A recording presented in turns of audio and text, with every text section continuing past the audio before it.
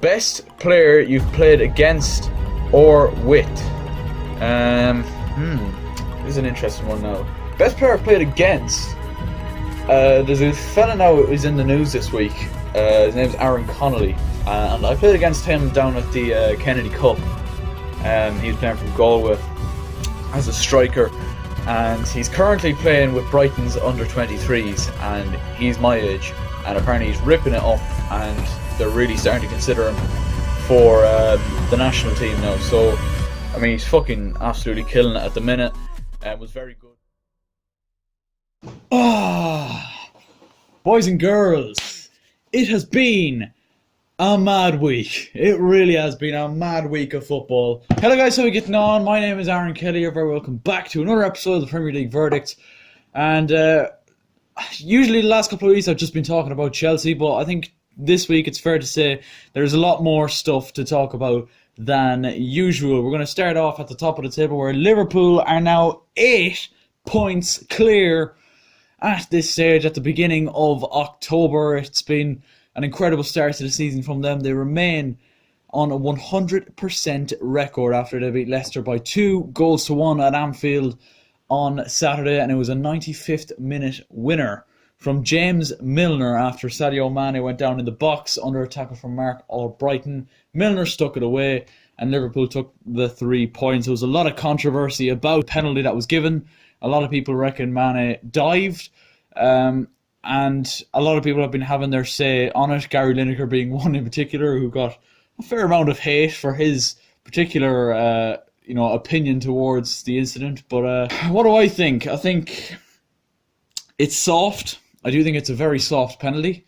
I think Mane does get a clip from Albrighton, and he definitely makes the most of it. But I think if that happens anywhere else on the pitch, it'd still be calling for a free kick. So, yeah, I do think it was a penalty, but Mane definitely made the most of it. But if you thought that was the best thing that happened to Liverpool this weekend, stay tuned for the rest of this video, boys. We're going to move on elsewhere on Saturday, and Tottenham were beaten 3-0 by Brighton and Hove Albion at the Amex Stadium, and wow, what a fucking game. And after the week it's been for Tottenham, this was just rubbing salt into the wounds. Now, obviously, I didn't have my say during the week, but Tottenham lost 7-2 at home to Bayern Munich in the Champions League, and to add insult to injury, they went out and made an absolute embarrassment of themselves yesterday, as well as a man who I've mentioned on this channel before, and who,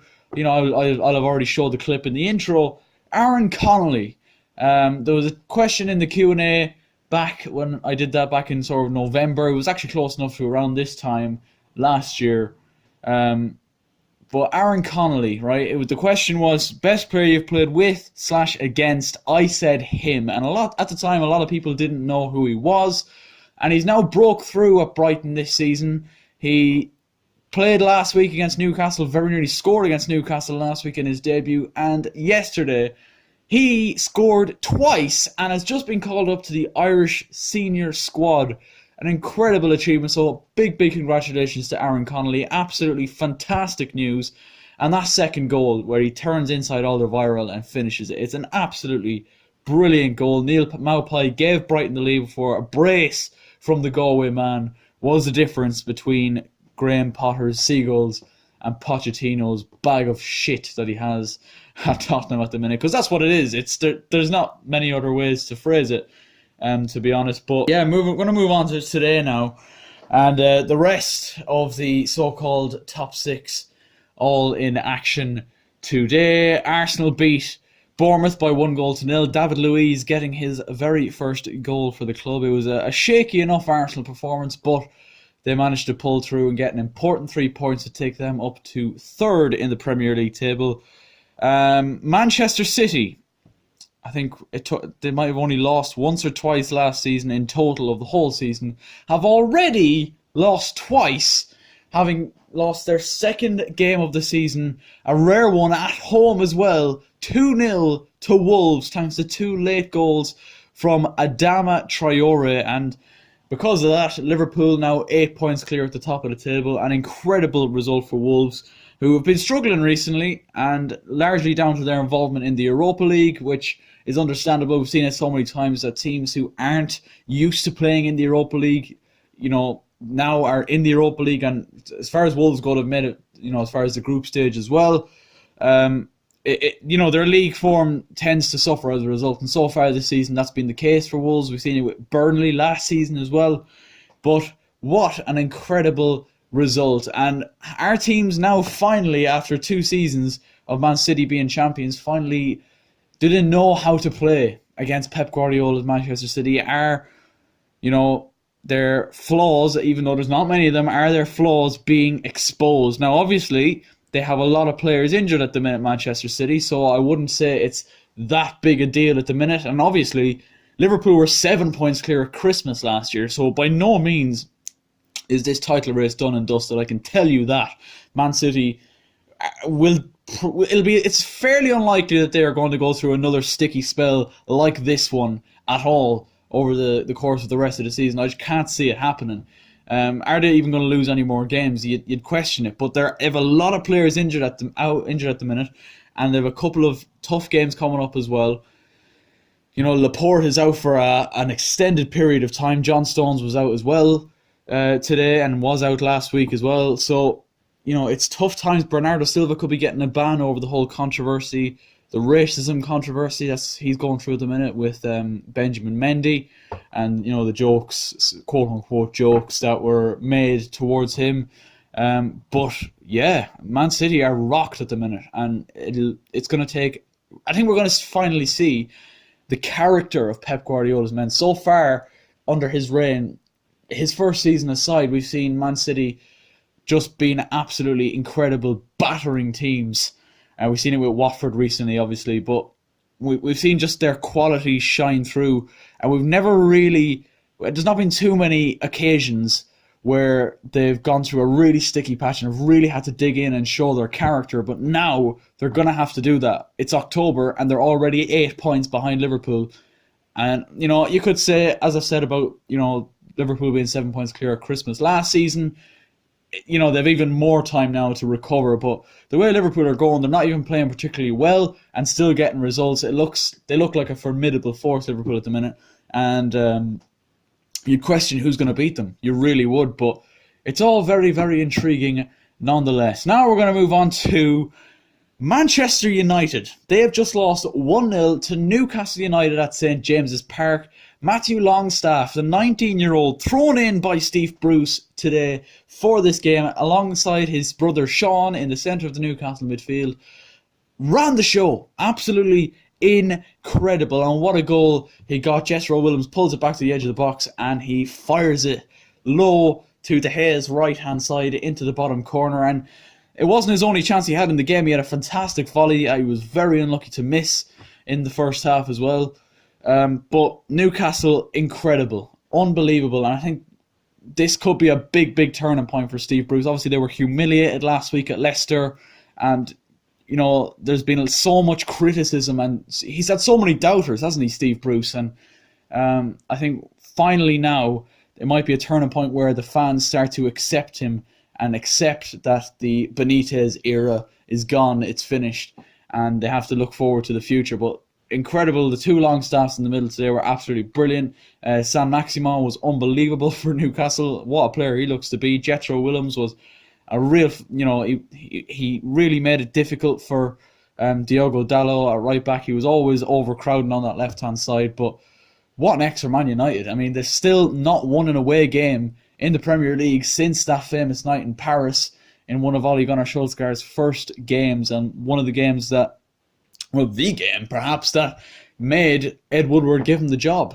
And you just wonder how long he is going to be given. Newcastle were in the relegation zone going into today, and that win takes them within a point of Manchester United, and Man United are in 12th in the table. I think it's their worst start to a Premier League season for 30 years. Now, something has to change sooner rather than later for Man United, but I know they're missing a couple of players here and there, but they should have had enough firepower there today to get the result against Newcastle. Marcus Rashford looks an absolute shadow of the player he once was, or the shadow he was or a shadow of the player he was built up to be, or the player he was supposed to be when, the initial hype when he first broke through. And that's probably largely down to the hype that he's not doing so well now. Maybe people are starting to see that he's not quite as good as they thought he was initially. But maybe it's that, or maybe he's just tired. Maybe he's struggling with the expectation of being Man United's main man, and he's waited a long time for his chance. Obviously, there was long periods when Lukaku was in the team over the last season or two, and he hasn't had a game. Marcus Rashford, obviously, Zlatan Ibrahimovic has been there in that time as well. So he's got his chance, and he's not delivering. So he's the man United are very much relying on, and he's not delivering the goods. Anyway, is Marcus Rashford? What do you think? Is Marcus Rashford the man to lead Man United forward, or should Ole, if he's still there, go out and splash some money on a centre forward? Was he stupid to let go of Lukaku? Let me know your thoughts in the comments. So moving on to our last game and finishing off with Chelsea then. We are up to 5th in the Premier League table. I think it's 4 wins now on the bounce for Frank Lampard after beating Lille during the week in the Champions League. A massive result, that, especially after losing 1-0 to Valencia on match day 1 of the Champions League. That result against Lille during the week was a very important one. I do think it had a knock-on effect for today. Although it was a 4-1 win for Chelsea at St Mary's against Southampton. Southampton just didn't show up. They really didn't. They started off the game well, but when Chelsea's first goal went in through Tammy Abraham, it was a goal line technology decision which gave the goal. Southampton just kind of died after that, and I don't know what the problem was, but we soon went 2-0 up thanks to Mason Mount. And I wouldn't even say Chelsea were even playing that well. We were just clinical going forward, and that's been the difference at the minute. We're clinical going forward, and we're looking very, very good to watch. But there's issues defensively still. Tomori didn't have his best game today.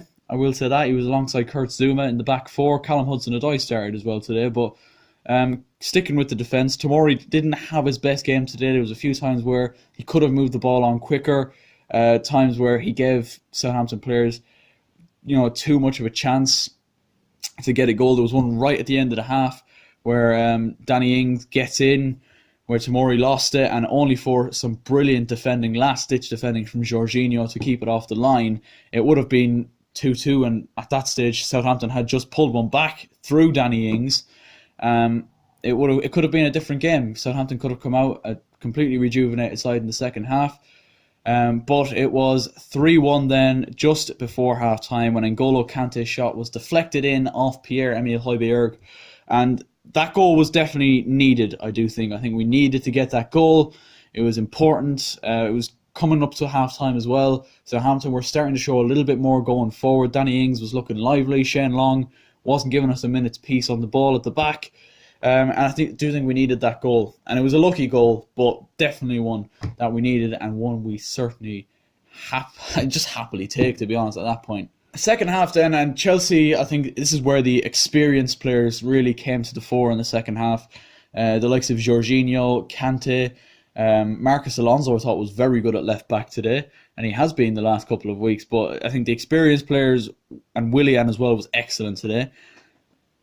Them kind of players helped us see the game through, and Southampton really threatened in the second half. Danny Ings had one header which hit the side netting after a cross from James Ward-Prowse, but it was 4-1 then, coming up to the end of the game, and it was pretty much the icing on the cake. Two substitutes linking together. Christian Pulisic played it through for Michy Batshuayi to slot it past Angus Gunn and make it a safe 3 points, and an important 3 points for Chelsea on the road. And unfortunately now, we have another fucking international break. It just feels like yesterday was the first international break of the season, and a couple of weeks later, there's another one. It's ridiculous, to be honest. But look, it's a chance for some of the players who aren't going on international duty to rest and recuperate themselves. But it's just kind of annoying that once we're getting into a really good run of form, the international break comes at a pretty horrible time for us. But things are definitely looking on the up. We have a couple of games coming up against the likes of Burnley and Newcastle, which I would expect us to get the 3 points in. But yes, very happy with Chelsea in the minute, and I'm loving us going forward. There's still defensive frailties there, and hopefully this international break will give us a little bit more of insight into how fit Antonio Rudiger is, because we really do need him back in that back four, just to give us that extra little bit of solidity. I do think Kurt Zouma was excellent today, but Tomori was a little bit all over the place today. But yeah, I'm enjoying it. It's good. The Frank Lampard train is very much up and running. And after poor results for Man City, Man United, and Tottenham this weekend, it's been a good one. Thank you so much for watching. Leave a like if you enjoyed. Subscribe if you're new. And as always, I will catch you later.